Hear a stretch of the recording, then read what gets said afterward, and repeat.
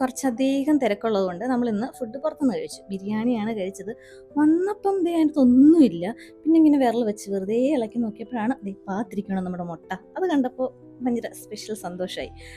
അങ്ങനെ അതും എടുത്തിട്ട് എന്താ പറയുക, ഒരു അധികം എന്താ പറയുക, ഗ്രേവി മസാലയൊന്നും ഇല്ലാതെ നൈസായിട്ട് ആഡംബരമില്ലാത്തൊരു ബിരിയാണി നല്ലതായിട്ട് എനിക്ക് ഇഷ്ടപ്പെട്ടു.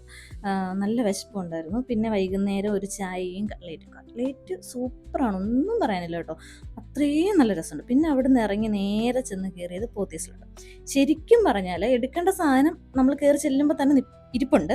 എന്നാലും അത് എടുക്കാതെ അകത്തോട്ട് കയറി എല്ലാം ഒന്ന് തൊട്ട് തടവി കണ്ട് രസിച്ച് വരണം. അതെനിക്ക് എവിടെ പോയാലും, സൂപ്പർ മാർക്കറ്റ് എന്ന് പറയുമ്പോൾ ഒരു തരം പ്രാന്ത് പോലെ, ഒന്നും എടുക്കാറില്ല. പക്ഷെ എന്നാലും എല്ലാ സാധനവും, കൂടുതലും വെജിറ്റബിൾസിൻ്റെ ഒക്കെ അടുത്ത് ചെല്ലുമ്പോഴായിരിക്കും പുതിയ പുതിയ സാധനങ്ങളൊക്കെ കാണുന്നത്. അതൊക്കെ കണ്ട് കേട്ട് കഴിയുമ്പോൾ ഒരു സമാധാനം.